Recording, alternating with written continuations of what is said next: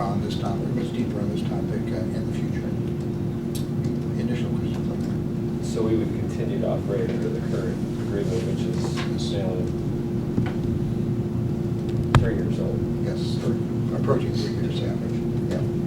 And we have implemented most of the steps of the new agreement that was approved by the arbitrator. And obviously, the union has not liked some of those steps and is appealing some of the issues to the Employee Relations Board. And we can brief you at another time on the status of those. No hearings or issues becoming ripe in the next month.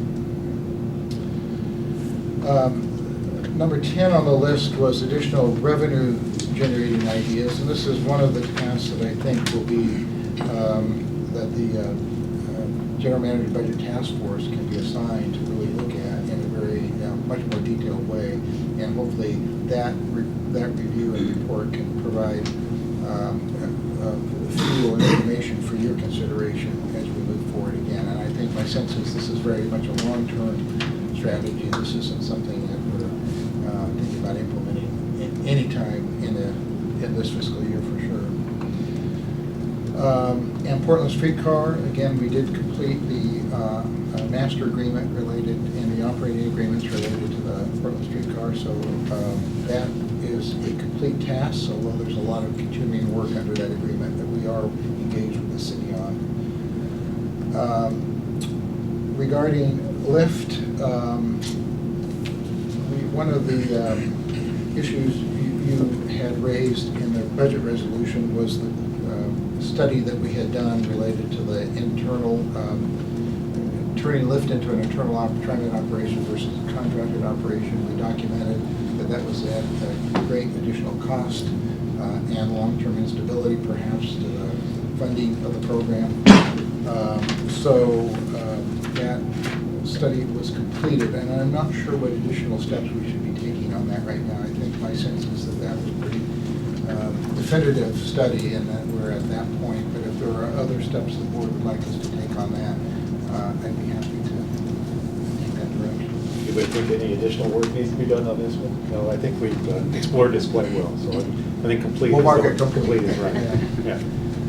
And then the financial strategic plan, and again, this is underway, and both Board Member Prosser and Schweitzer have been meeting on this, and we have been, the key underpinnings of that will be the financial forecasts that we do on an annual basis, and we are working on those, and we'll be sharing those here shortly with Board Member Prosser and Schweitzer. And then I think that will allow the basis for the strategic financial plan to be put together.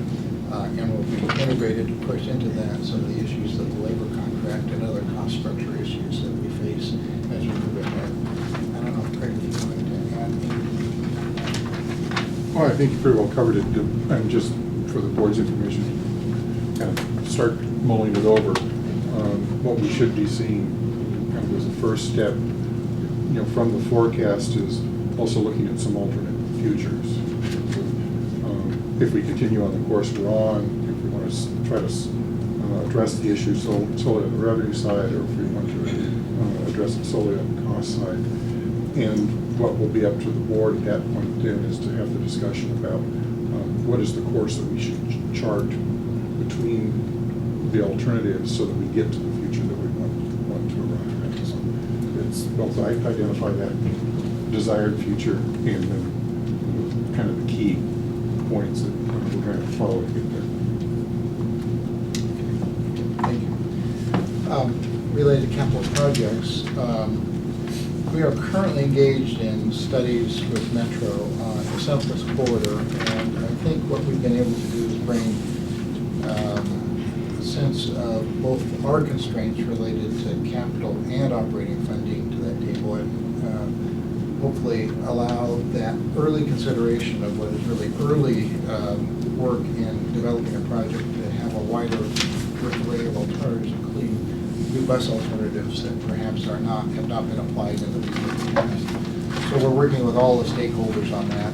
That will be a long-term process, but that is underway, and I think we've been successful in communicating the challenges we face, but also looking at the reality of funding for some of these corridors moving forward, and whether or not that means that we need to begin to think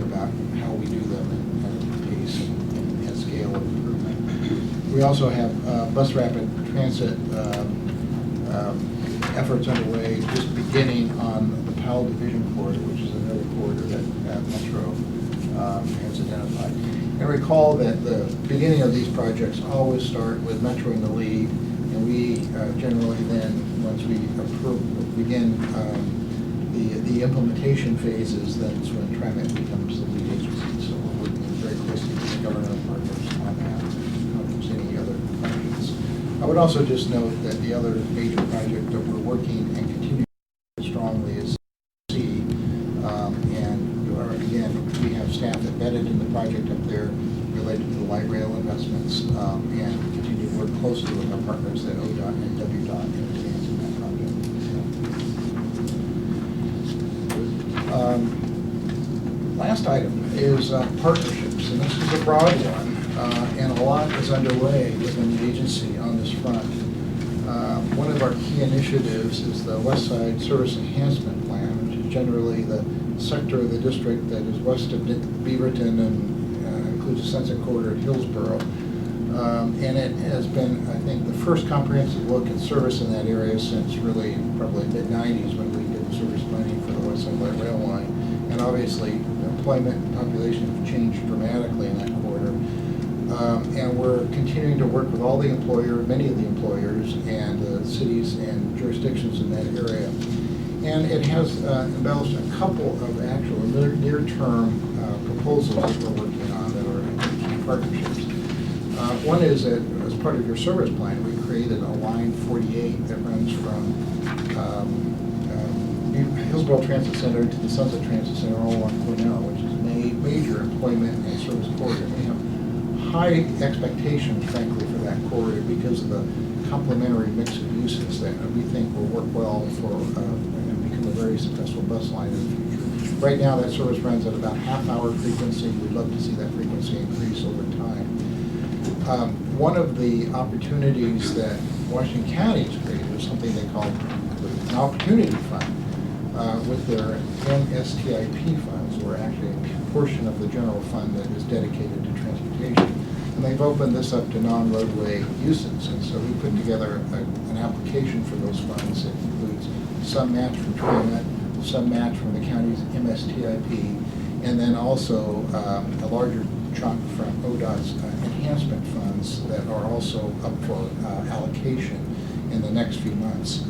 And the goal is to create some bus stop pads and improvements all around, if you will, Cornell, Evergreen, and that sort of northwest part of Hillsborough, where part of our district, to actually improve and support the improving bus service that we have in that corridor. So that's a near-term project that sort of has an early finding, if you will, of the West Side Service Enhancement Plan. And we're hoping to expand those kinds of partnerships in a number of other areas as we move on ahead.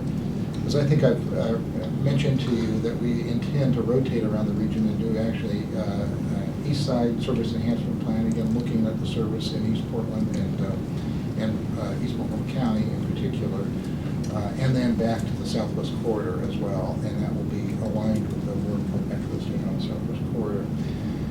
And our goal, as we now also begin to look at another allocation of MTIP funds, is to see what other kinds of partnerships we can put together related to transit enhancement, safety on particularly regional corridors, and things like safe crossings and intersections, as well as sidewalks, which is, I think, some of the basic infrastructure that we continue to emphasize to all of our regional partners.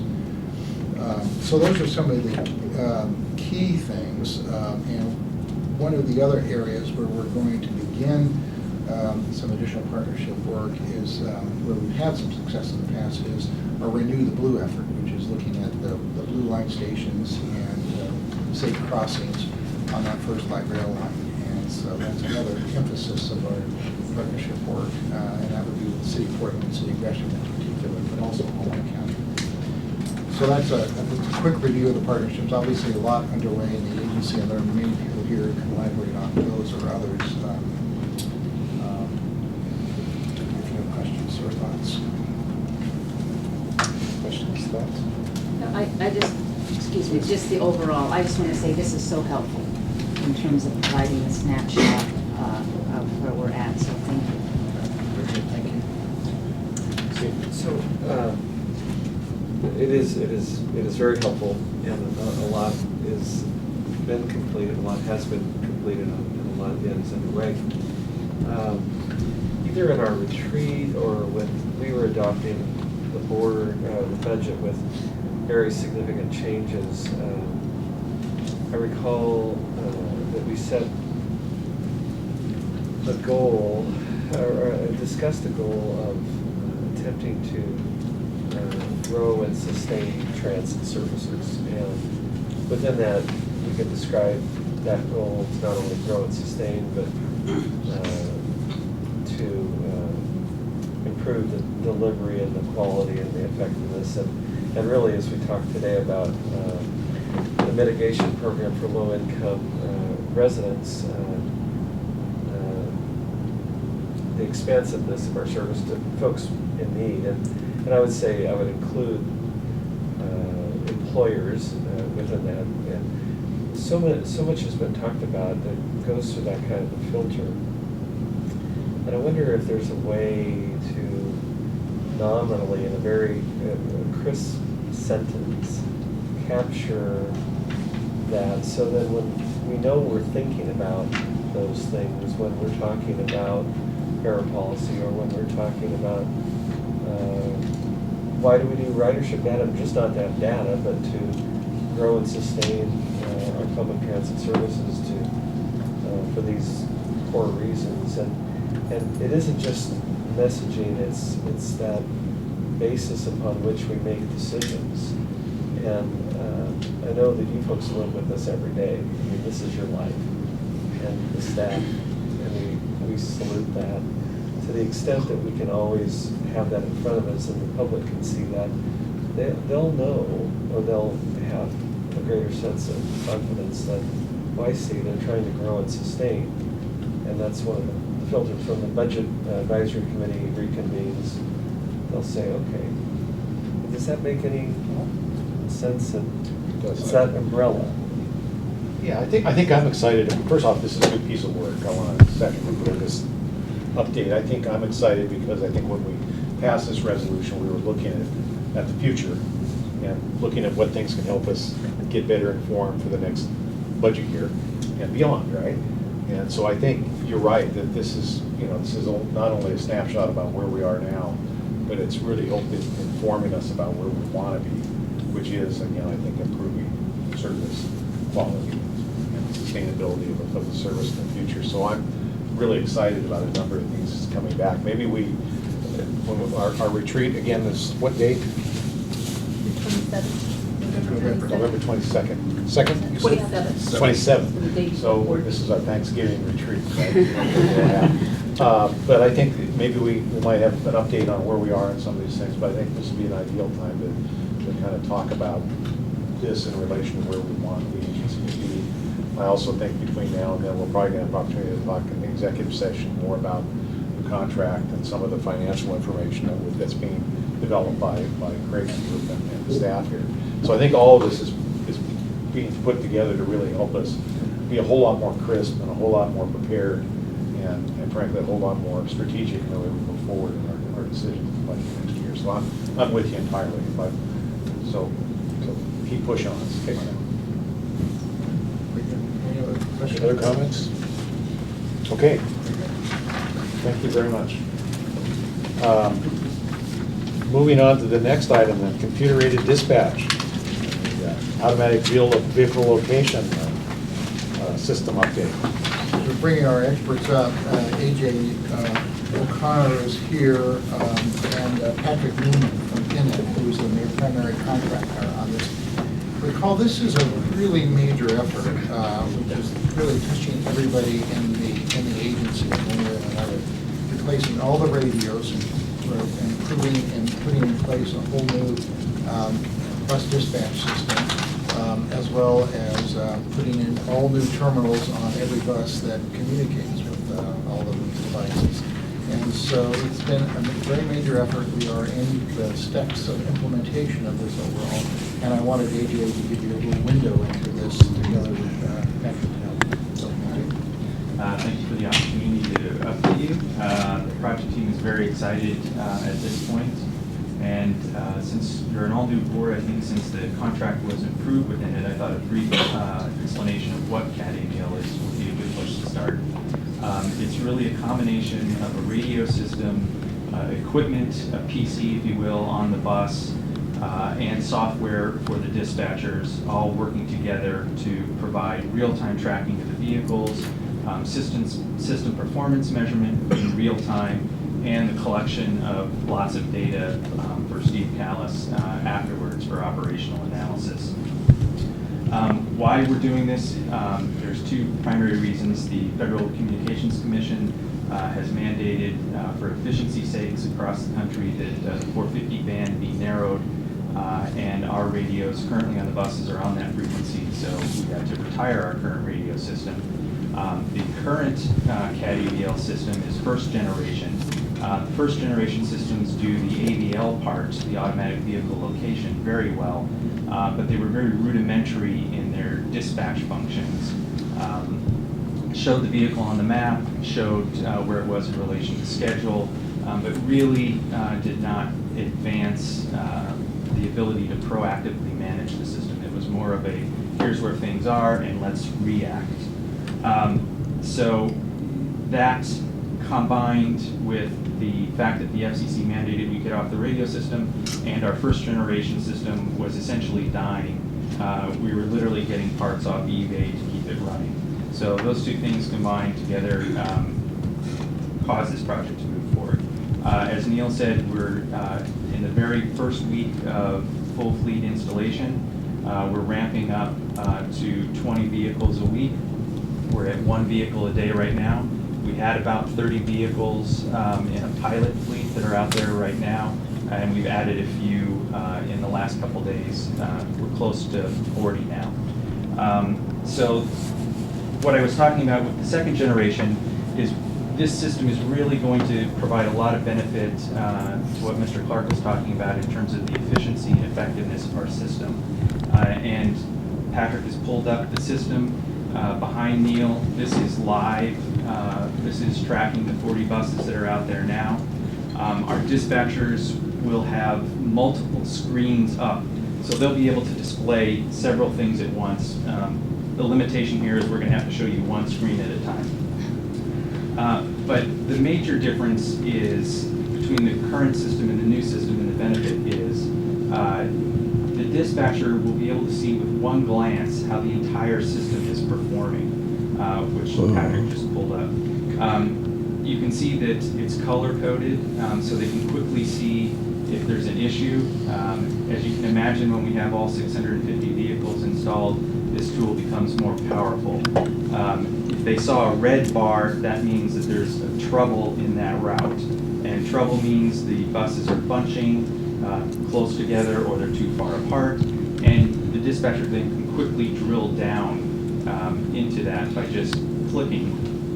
Then this pulls up a specific route, and it's called a route ladder. The rectangular box you see is where the vehicle is actually located right now. The arrow is where he should be, and all those ticks across are the actual bus stops.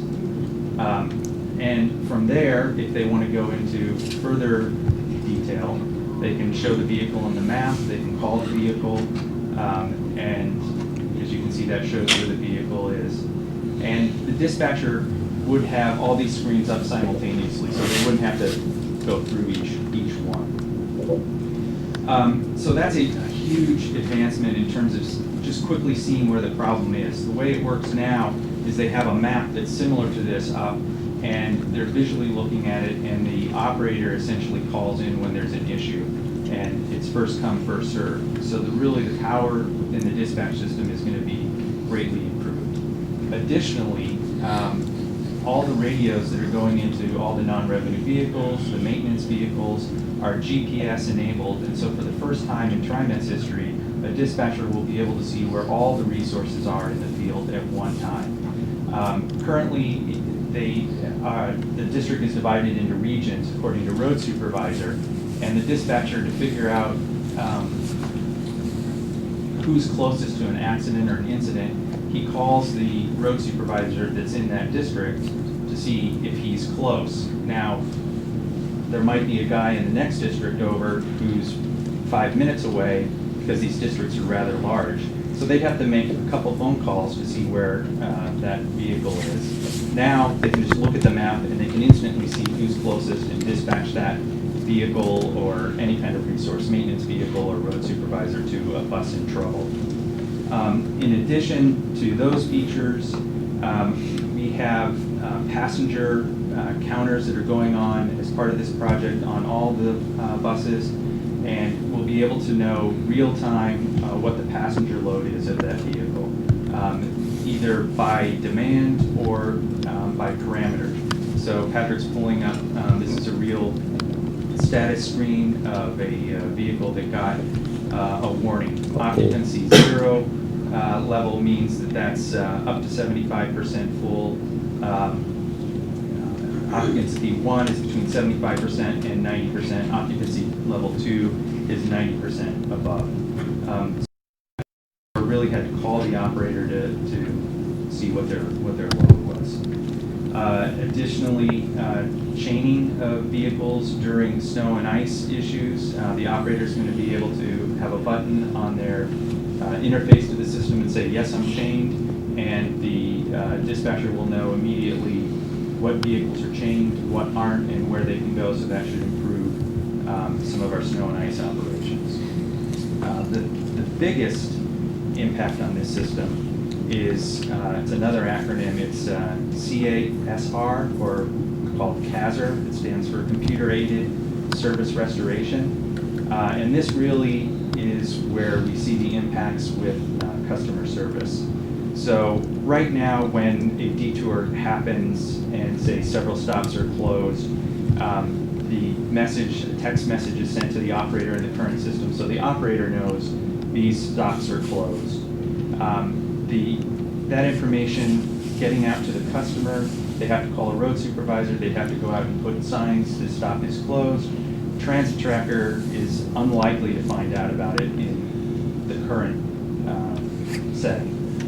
Now, with these CASR informations, Patrick's going to demonstrate, say we had a detour, we needed to close all those stops that he just highlighted. The dispatcher would do exactly like he did, highlight it, check it, and then the computer's going to check to see if there's any connections affected, and then in red it's going to show, or below it's going to show where and what stops service is being canceled to. Now, we won't execute this because we would actually send messages to any bus that goes through there, but if the dispatcher were to execute this, every bus that's going to go to that stop would get that message, and instantly the information would go to our enterprise database systems and say these stops are canceled, where a transit tracker would then pick it up and then immediately pass that on. So if you were walking up to a stop and you went to check it, you would get the notification. We're phasing this project in. The CASRs, or the service restoration measures, can't really be implemented until we have all 650 vehicles in place. So we have sort of two-phase training for the dispatchers. They've been trained in the basic operation of the system, and the advanced features will come later in January when we're much closer to being fully installed on all buses. Other things of note in terms of customers, currently the current CAD-EVL system and automatic stop announcement system does not work in the urban canyon downtown. So currently our operators, when they enter a certain area within downtown, have to rely on the mic to call out stops. This system is more advanced than that one, and it's working flawlessly in downtown. So the operator no longer has to use the boat mic to announce stops. And then the third big advance, we really can't show you on the screen here, but is the amount of data that we're going to collect from the system.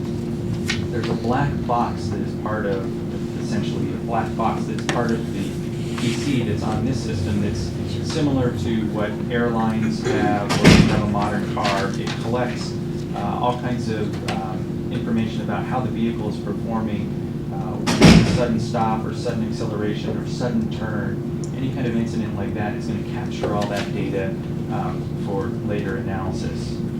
Likewise, as we've started to renew our fleet, the modern engines and transmissions come with a lot of data on how they're performing, and this system will be integrated into that and capture all that engine and transmission data, and we'll be able to take that, maintenance will be able to use that and hopefully predict where things are going to fail before they fail. The challenges that we are going to encounter is that this is a huge paradigm shift at the dispatch end. It's really a different way to do business for them. And so, as you know, with change, few people embrace it, most people resist it, so we're going to have to work through that. The other is the amount of data we're going to collect is going to be double or triple what we're collecting now, and it's going to take a little while to figure out exactly what matters and what doesn't, what data to throw away, and we'll be relying on people like Steve Callis to go through that. And then lastly, the radio system. The current radio system is over 30 years old, and if you talk to a radio expert, it's about as simple as they get in terms of managing the system, and we're moving to about as modern as you can get in a radio system. It's digital, it's P25, which is a standard that arose out of 9/11 and the issues that they had with connecting radios. And it's very complex, so we're going to have a steep learning curve on managing that radio system. And I should mention, we're currently on 2 different radio systems. The buses is on a TriMet-owned 450 system. Light rail vehicles, non-revenue vehicles, and portables are on the City of Portland system. So when we're complete with this project, we'll be on one TriMet radio system. One question. Since we're fitting up the buses, as the new fleet is arriving, are they being fitted before they get on the road, or Yes. that's going to be up there? Okay. No, they're being installed with this new equipment. And I should have mentioned also the transfer printer and ticket printer that Neil had mentioned before is added to this contract, and it is the supplier of that ticket printer, and it will be integrated with this system. So, like when you were going to do a route cancel on that, which you didn't, how's the driver, the operator get that notice? It'll appear on his on the screen that you see in Okay, the so corner. there's a screen that you'll have. Yes, it'll pop up and say these routes canceled, and please reroute. And the screen, by the way, is very fast. It's just from the lay perspective, it looks like a little iPad. So it's a very flexible, very useful, I think, communication device. So it's not, little boxes to push. It actually is a very flexible screen. So it also will allow us to begin to think about how other ways to communicate with the workforce. You can think of safety message of the day or customer service message of the day as they log onto the system. And so we have some of those capabilities to begin to extract and draw into this as well. So I was actually worried about distracted driving is what I was. we're going to make sure that doesn't happen. Standard operating procedures that they're not to interact with it while they're driving. Okay, Yeah, all right, good. yeah, they have to decide. Nope. So we're very excited about this, but I think as AJ noted, this is also coming with a bit of a cultural change within the dispatch system. So that's Shelley and her team and I will be paying great deal of attention to training and bringing people along as we do this. It is a big change. But it has great benefits, I think, for our customers. Occasionally, I want you to see what you pay for a little bit per budget. This would be on Rockwood and on the buses. Yes, yes. Any other questions or comments? Just a comment, I think it's great. Just a couple of things, when we were talking about the demographics in terms of aging. Sometimes there's, the new media stuff, not everybody's up and ready to do that, so I imagine there may be some challenges with that. And then also just in light of the unfortunate stabbing that happened, so will this system, obviously, can they push a button and say, whatever, distress signal, what have you, immediately, to have that more immediate response? Okay. And something like that will rise to the top immediately through the whole system, and they'll get immediate response. That's right. And are you going to demonstrate or? Okay. So if there was an emergency, it would pop up right here, and there's a sound that would go in dispatch that would grab your attention. It sounds like doom. Boom, boom. I mean, you can't miss it. And a flash, so it's obvious. And the vehicle, in that case, the operator has a button they can push under, and it would increase the reporting of that vehicle location from every 30 seconds to every 5 seconds. And a covert mic would initiate and record everything. The dispatcher would be able to hear what's going on. Excellent. Great. All right, do we have to have this next briefing? I know it's supposed to be 70 degrees today, but I don't, we'll film it. We decided, I saw Craig put on his coat, so maybe it was a sign. Air that- conditioning. But I did want Shelley just to give you a very quick update on what is really always a major effort. I'm not really feeling the love. So you haven't lived through a winter with TriMet. Well, you've lived through it, you just haven't lived in the seats that you're in now. So I just wanted to stop by and let you know that there's a lot of activities that happen. Really, we start in the summer as we build up toward the big, what we hope, non-events that face us for the winter. Annually, we update our winter operations plan using a lot of the lessons learned from the storms before. And we're in the process of doing that now. We've done our first draft. We had a drill in September. We did a hot wash on that drill, which is immediately after we see what we've learned from that. And then we revised the plan again to make sure that we've taken care of what we learned during our drill. Our next drill is in October, and that will be sort of the next level up of crisis. And staff's always happy to participate because you can make mistakes, and that's the place you learn. And we try to bring staff in that maybe isn't as experienced in dealing with some of the winter and emergency management, so that when the real thing hits, it's not quite as overwhelming.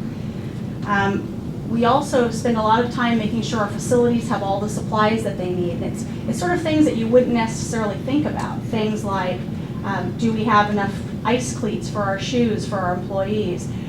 Do we have chili and stew and food supplies that are laid in? Do we have cots and blankets and air mattresses? Because when it hits, in particular in operations, we're very dedicated. And when I say we, I mean everybody right down to the brand newest operator knows that we have a mission, and that mission is to move a region. And you'd be surprised to know that attendance is actually very high on snow and ice days, because you don't want to be that person who comes to work the next day and get razzed by your peers because you were the professional who couldn't make it to work.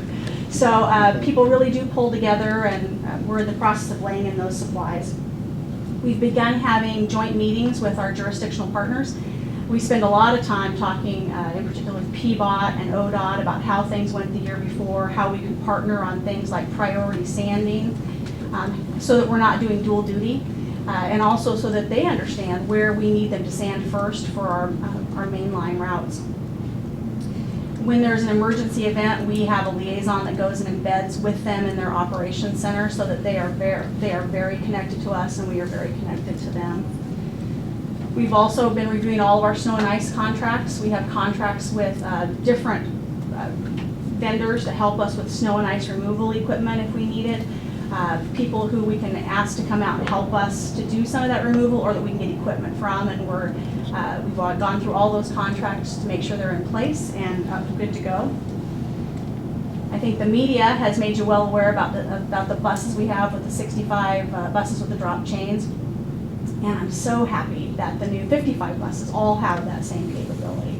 And why that's really important is we have to make the chaining decisions so far in advance that it really is the roll of the dice to get it right. And oftentimes it means we send buses out on chains, and that's really hard on our equipment, it's hard on our operators, and it's not a very good ride for our customers. So the drop chains in particular have just been a lifesaver, because we can send them out and deploy them into areas where it's a little hilly in different areas, and it's just better for everyone. And I dream of the day when the entire fleet is chaining that way.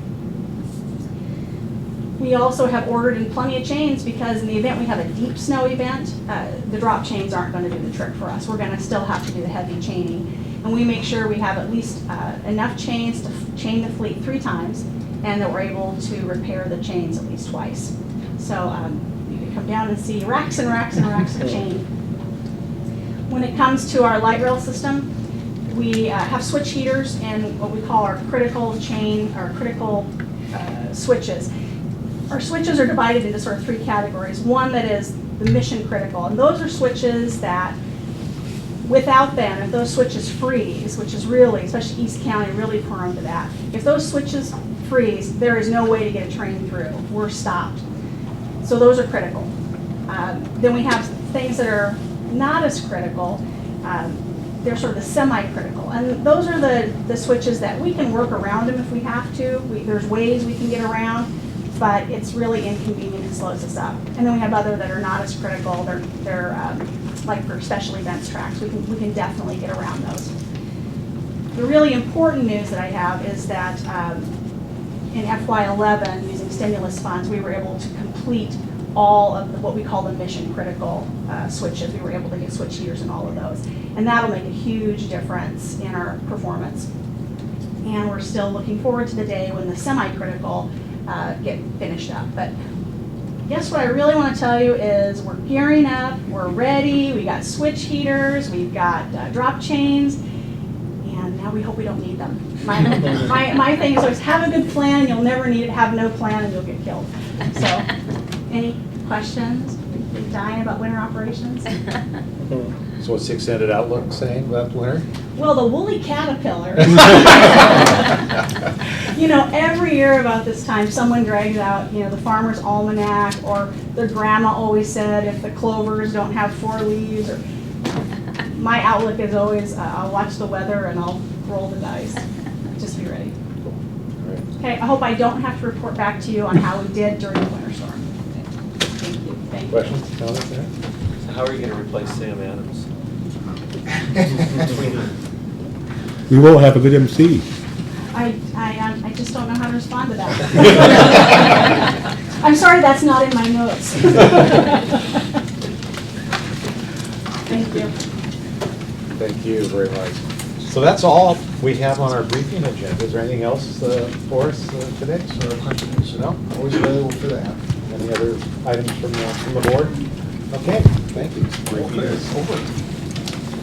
Am I done now? Yes.